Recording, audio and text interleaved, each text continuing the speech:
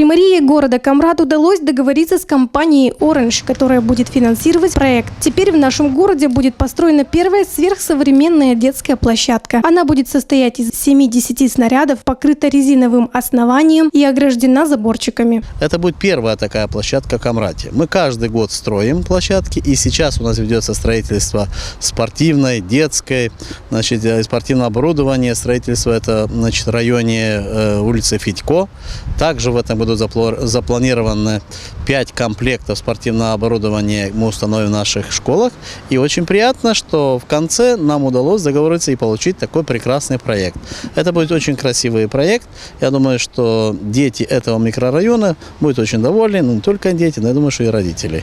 В дальнейшем также мы будем делать все возможное, чтобы такие детские площадки появились во всех микрорайонах нашего города. Невзирая на небольшие размеры площадки, архитекторы убеждают, что она будет достаточно комфортной и приемлемой для двора этого и соседних домов. Площадка будет небольшая, 8 на 10. Она вписывается в интерьер этого здания, вписывается в благоустройство этого пятиэтажного здания жилого. Но я думаю, для этого микрорайона детская площадка,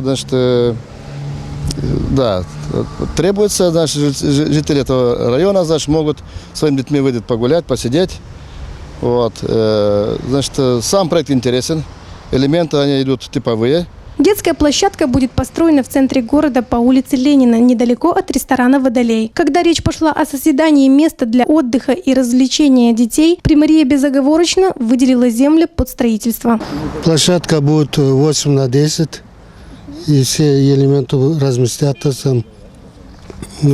Земля примарийская, здесь мы не лезем никуда. Здесь планируется устанавливать 7 элементов. По словам мэра города Камрад Николая Дудогла, относительно этого микрорайона строятся большие планы на будущее. Он будет полностью облагорожен. Здесь будут именно детские элементы, площадки для детей. В этом микрорайоне планируется, это уже на следующий год, спортивная площадка во дворе этого района, где будет и спортивное оборудование, и спортивная площадка волейбольная, футбольная, баскетбольная. А именно здесь, где мы сейчас находимся, здесь будет только детская площадка для самых маленьких наших жителей. Вместе с компанией Orange Примария планирует открытие данной площадки 15 сентября, в день празднования Дня города.